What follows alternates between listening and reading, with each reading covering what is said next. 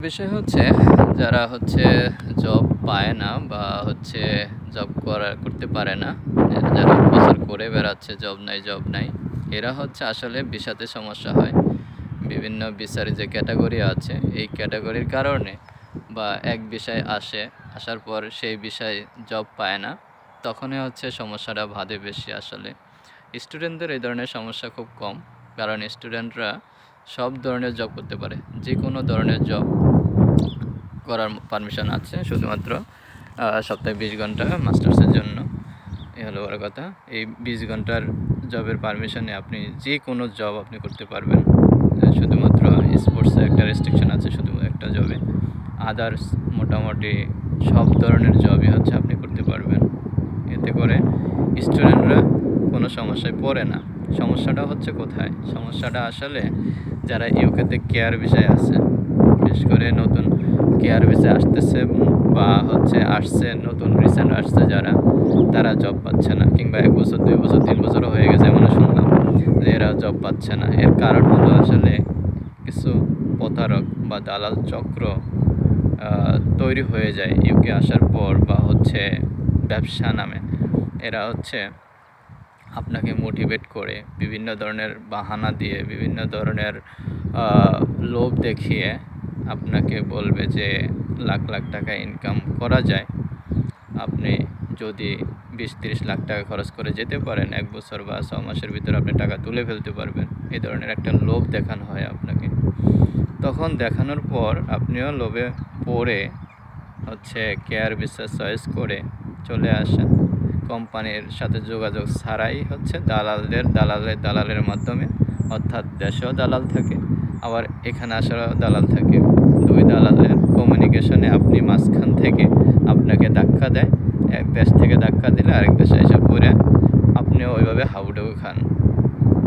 এটাই মূল কথা। তো এই কেয়ার বিষয়ে যারা আসছে গত কয়েক বছর যাবৎ, এরা তেমন জব পায় না, কারণ কেয়ার ভিসার রেস্ট্রিকশনে ওই কেয়ারের কাজই করতে হবে, কেয়ার ছাড়া অন্য কোনো কাজ করতে পারবে না। এটাই বড় রেস্ট্রিকশন এবং বাধা। তো এই বাধায় যারা পড়ে আছে বা বাধায় যারা সম্মুখীন, তারাই মূলত প্রচার করে বেড়ায় যে জব নাই, কারণ তার নিজের জব নাই, এজন্যই সে বলে বেড়াচ্ছে জব নাই।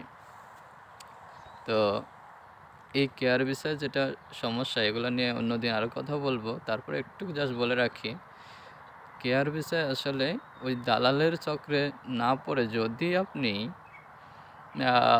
গভর্নমেন্ট ওয়েবসাইট, গভর্নমেন্টের মাধ্যমে যদি করতে পারেন, সেক্ষেত্রে সমস্যাটা হয় না। সমস্যাটা দালালের মাধ্যমে যারা আসতেছেন, তারা সমস্যায় পড়ে থাকে, কোনো ধরনের কাজ পায় না, বা যার কোম্পানি কথা বলে নিয়ে আসে ওই কোম্পানিতে জব দেয় না, তখনই বেকার করতে হয়। 3 মাস 4 মাস 1 বছর 2 বছর চলে যাচ্ছে, দেখা যায় যে দেশ থেকে টাকা এনে তারপরে ধার কবজা করে চলাচল করতে চলতে হচ্ছে। আর যদি তাহলে অনেকে দেখা যায় যে যার ফ্যামিলিতে ক্রাইসিস, আর টাকাও আনতে পারতেছে না বা খরচও জোগানোর মতো সে সামর্থ্য নাই, তারা কি করে আসলে? তারা যেটা করে, তারা ওই যে বললাম পরিচিত রেস্টুরেন্ট বা যেখানে থাকে তার আশেপাশে যে রেস্টুরেন্টগুলো থাকে, এই রেস্টুরেন্টগুলো চুরি করে কাজ করে বেড়ায়, অর্থাৎ যাতে গভর্নমেন্ট বা পুলিশ না জানে, ইনভলভ না হয়, সেইভাবে এই লুকায় কাজ করে, তারপর টাকা জমাচ্ছে এবং বাসায় পাঠায় বা খরচ করতেছে। এরাই সমস্যা। এরাই মূলত প্রচার করে বেড়াচ্ছে যে জব নাই, জব ক্রাইসিস, এবং অনেক দিন হয়ে গেছে, এতদিন হয়ে গেছে জব পাচ্ছি না, আত্মহত্যার পথ বেছে নিচ্ছে, বা বিভিন্ন ধরনের কাজে লিপ্ত হচ্ছে, খারাপ পথে যাচ্ছে।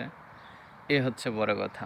তাহলে এই পারে আসলে জব, ওই যে বললাম, জব আছে এবং আপনাকে কিছু জব তৈরি করতেও হবে, পাশাপাশি আপনার ক্যাপাসিটি বা স্কিল আপনাকে দেখাতে হবে, শো অফ করতে হবে, তাহলে আপনি জব পাবেন। পর্যাপ্ত পরিমাণে আছে এবং আপনি খুঁজে নিতে হবে।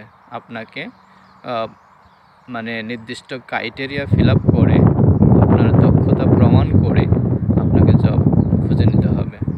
এবং এই দেশে আসা মন মানসিকতা থাকতেই হবে আপনাকে জব করার। যদি মন মানসিকতা না থাকে বা হচ্ছে আপনি পেশা না নিতে পারেন, তাহলে আসলে এই দেশ আপনার জন্য না। কারণ আপনাকে টিকে থাকতে হলে জব করতে হবে। জব ছাড়া টিকে থাকাটা মুশকিল, কারণ বাড়ি থেকে কত টাকা আনবেন? এখানে যে পাউন্ডের যে রেট, আপনার বাড়ি থেকে টাকা এনে কুলাতে পারবেন না। সেক্ষেত্রে আপনাকে মন মানসিকতা তৈরি করেই আসতে হবে। ডিপেন্ডেন্ট হয়ে আসেন আর অথবা হচ্ছে স্টুডেন্ট হয়ে আসেন। মাথার মধ্যে একটা ফিট করে আসবেন যে আমাকে টিকে থাকতে হলে জব করতে হবে। কারণ বেকারের খাওয়া এই দেশে নাই, বেকার থাকার মতো কন্ডিশনও নাই, থাকতেও পারবেন না, থাকলেও টিকতে পারবেন না, এই হচ্ছে কথা।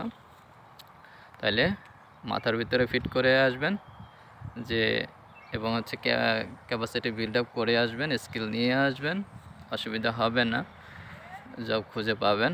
আর যারা পান না, কিভাবে অ্যাপ্লাই করবেন, কেমনে পাবেন, সে বিষয়ে অন্যদিন আলোচনা করব। পাশাপাশি হচ্ছে যারা সমস্যায় পড়তেছেন, যারা একান্ত জব পাচ্ছেন না, তারা হচ্ছে একটু ইনবক্সে যোগাযোগ করতে পারেন, অন্তত সহযোগিতার চেষ্টা করব। আর যদি ফিজিক্যাল সহযোগিতা না করতে পারি বা হচ্ছে আপনার জব যদি ম্যানেজ করে না দিতে, অন্তত পরামর্শ দিয়েও আপনাকে সহযোগিতা করতে পারবো। এই ধরনের কনফিডেন্স আছে আলহামদুলিল্লাহ, এবং হচ্ছে করছি এ পর্যন্ত অনেকেরই সহযোগিতা করছি। তো ভালো থাকবেন, আশা করি।